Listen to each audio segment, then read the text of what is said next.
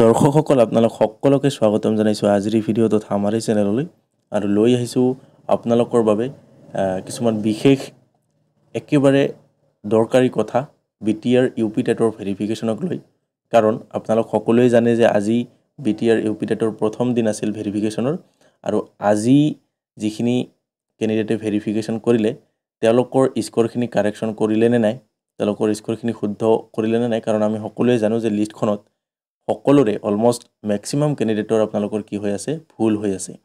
স্ক'ৰক লৈ কিছুমানৰ মাৰ্কছ হ'ব লাগিছিল বা স্ক'ৰ হ'ব লাগিছিল আপোনালোকৰ 22 হৈ আছে 20 কিছুমানৰ হ'ব লাগিছিল 20 হৈ আছে 17 কিছুমানৰ হ'ব লাগিছিল 17 হৈ আছে 16 সো তেনেকুৱাকৈ বহুত হেৰফেৰ হৈ আছে সো এইখিনি শুদ্ধ কৰিছেনে নাই দ্বিতীয় কথাটো হ'ল আমাৰ ডকুমেণ্টছক লৈ আজি বহুতৰে ডকুমেণ্টছক লৈ সমস্যা হৈছে কি ডকুমেণ্টছ লাগে কিছুমানে ভালকৈ নাজানে কাৰণ কিছুমান এডিশ্যনেল ডকুমেণ্টছ ইয়াত লাগে যেনেকুৱা আপোনালোকৰ আছে স্মল ফেমিলি ডিক্লাৰেশ্যন বুলি এটা ফৰ্ম আছে ফৰ্ম এ বুলি সেই ফৰ্মখন লাগে এফিডেভিট লাগে PRC লাগে সেইখিনি কিছুমানে কেণ্ডিডেটে লৈ যোৱা নাই সো ইয়াৰ ভিতৰত আমাৰ গুৰুত্বপূৰ্ণ যিখিনি ডকুমেণ্টছ আমি ল'বই লাগিব লৈ নগ'লে আপোনালোকৰ কিবা সমস্যা হ'ব পাৰে হেতুক লৈ আজিৰ এই ভিডিঅ'টো আমি বনাইছোঁ আপোনালোকৰ কাৰণে বহুতেই হেল্পফুল হ'ব যিসকলে কালিৰ পৰা ভেৰিফিকেশ্যনত যাব 3 তাৰিখৰ পৰা আজিতো অলৰেডি হৈ গ'ল সো তেওঁলোকৰ যাতে কোনো সমস্যা নহয় তাৰ বাবে ভিডিঅ'টো একেবাৰে শেষলৈকে চাব সো প্ৰথম কথা হ'ল আমাৰ যি স্ক'ৰক লৈ সমস্যা হৈ আছে সেই স্ক'ৰখিনি কিন্তু আজি যিসকল কেণ্ডিডেটে ভেৰিফিকেশ্যনত গৈছিল তেওঁলোকৰ স্ক'ৰখিনি তেওঁলোকে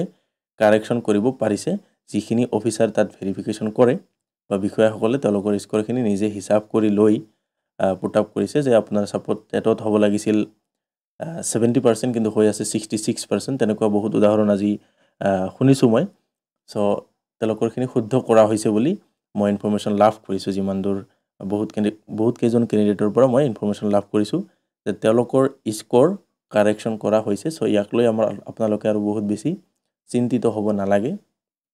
স্ক'ৰখিনি আপোনালোকৰ কাৰেকশ্যন হৈ যাব যেতিয়া আপোনালোকে ডকুমেণ্টছ ভেৰিফিকেশ্যনত যাব সো এইটো নাম্বাৰ 1 কথাটো আমাৰ গ'ল স্ক'ৰক লৈ যি সমস্যা হৈছিল সেই সমস্যাটো আপোনালোকে ভেৰিফিকেশ্যনত সলভ আউট কৰিব পাৰিব এতিয়া আপোনালোকৰ যি ডকুমেণ্টছ সেই ডকুমেণ্টছক লৈ বহুতৰে আজি সমস্যা হৈছে মই বাৰ কৈ আছোঁ কাৰণ সকলোৱে মাৰ্কশ্বিটখিনিতো লৈ গৈছে মাৰ্কশ্বিট কোনো লৈ নোযোৱা নহয় সকলোৱে মাৰ্কশ্বিটখিনি লৈ গৈছে তো মাৰ্কশ্বিটটো আপোনালোক সকলোৰে লাগিবই মিনিমাম আপোনালোকৰ হায়াৰ ছেকেণ্ডাৰী মাৰ্কশ্বিট গ্ৰেজুৱেশ্যনৰ মাৰ্কশ্বিট BEd বা DLEডৰ মাৰ্কশ্বিট আৰু টেটৰ মাৰ্কশ্বিট এই চাৰিটা মাৰ্কশ্বিট আপোনালোকৰ লাগিবই আৰু যদি কাৰোবাৰ এক্সট্ৰা কিবা কাৰিকুলাৰ বা এক্সট্ৰা স্পৰ্টছ চাৰ্টিফিকেট আছে যিটোৰ কাৰণে 5 নম্বৰ দিয়ে সেইটো আছে যদি সেইটোও লাগিব এইখিনি হ'ল আমাৰ মূল চাৰ্টিফিকেট বা মাৰ্কশ্বিটৰ কথা আমাৰ মেট্ৰিকুলেশ্যনৰ কিন্তু চাৰ্টিফিকেট বা মাৰ্কশ্বিট নালাগে মানে অৰিজিনেল নালাগে আপোনালোকৰ জেৰক্স কপিত যিখিনি অনলাইনত আপলোড কৰিছিল মই প্ৰথমে জেৰক্সৰ কথা কৈ লৈছোঁ কাৰণ জেৰক্স আপোনালোকে লৈ যাব লাগে যিখিনি আপোনালোকে অনলাইনত আপলোড কৰিছিল যিখিনি ডকুমেণ্টছ সেইখিনি আপোনালোকে একেবাৰে চিৰিয়েল অনুযায়ী এপ্লিকেশ্যনটো ডাউনলোড কৰিব প্ৰথমে ডাউনলোড কৰি কিনে সেইখিনি ডকুমেণ্টছ যিখিনি আপোনালোকে অনলাইনত আপলোড কৰিছিল সেই সকলোখিনি ডকুমেণ্টছ তাৰ লগত গাঁঠি সেইটো জমা দি আহিব লাগিব আপোনালোকে ভেৰিফিকেশ্যনৰ সময়ত আৰু যিখিনি অৰিজিনেল ডকুমেণ্টছ আপোনালোকৰ যে ভেৰিফাই কৰিব তাত আপোনালোকৰ অকল চাব হায়াৰ ছেকেণ্ডাৰীৰ মাৰ্কশ্বিট নাম্বাৰ 1 নাম্বাৰ 2 গ্ৰেজুৱেশ্যনৰ মাৰ্কশ্বিট নাম্বাৰ 3 BEd বা DLEডৰ মাৰ্কশ্বিট নাম্বাৰ 4 টেটৰ মাৰ্কশ্বিট এই চাৰিটা মাৰ্কশ্বিট আপোনালোকৰ মেইন এইটো হ'ল আপোনালোকৰ একাডেমিক কোৱালিফিকেশ্যনৰ ভিতৰত তাৰপিছত আপোনালোকৰ কিছুমান এডিশ্যনেল ডকুমেণ্টছ লাগে যেনেকুৱাকৈ ID প্ৰুফ আৰু আপোনালোকৰ স্মল ফেমিলি নৰ্মছৰ এটা ফৰ্ম পায় সেই ফৰ্মটো বা এফিডেভিট বা আপোনালোকৰ PRC সো এইখিনিত লৈ বহুতৰে সমস্যা হৈছে কাৰণ কিছুমানে যেহেতু আনমেৰিড সেই হিচাপত স্মল ফেমিলি নৰ্মছটো লৈ নাযায় সো ইয়াকে লৈ কিছুমান অফিচাৰে তেওঁলোকক আকৌ ৰিপিট সেইটো বনাই জমা দিব দিছে সো আপোনালোকে পাৰিলে স্মল ফেমিলি নৰ্মছটো যিখিনি আনমেৰিড কেণ্ডিডেট তেওঁলোকেও লৈ যাব ভালকৈ প্ৰিণ্ট আউট কৰি ফৰ্মখন আপোনালোকে ভিডিঅ' ডেছক্ৰিপশ্যনত পাই যাব তাৰে পৰা ডাউনলোড কৰি প্ৰিণ্ট আউট কৰি জাষ্ট পোষ্টৰ নাম আৰু আপোনালোকৰ এডভাৰটাইজমেণ্ট নাম্বাৰটো আৰু আপোনালোকৰ আনমেৰিড বুলি দি তাতে এটা ছিগনেচাৰ কৰি ফৰ্মখন ৰেডি কৰি লৈ যাব সেইখিনিও আপোনালোকক লাগিব আৰু যিখিনি মেৰিড কেণ্ডিডেট তেওঁলোকৰ কাৰণেতো এইটো কম্পালচাৰি তেওঁলোকে দিবই লাগিব আৰু এইটো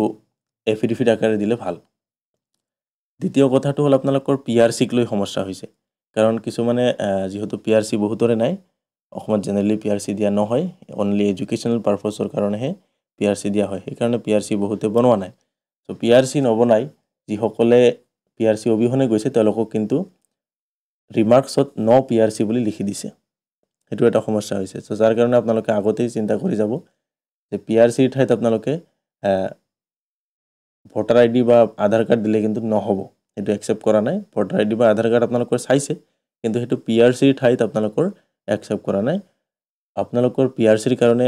আইদাৰ PRC দিব লাগিব নতুবা আপোনালোকে কোৰ্ট এফিডেভিট এটা দিব লাগিব যেটো PRC ৰ নামত এটা এফিডেভিট দিয়ে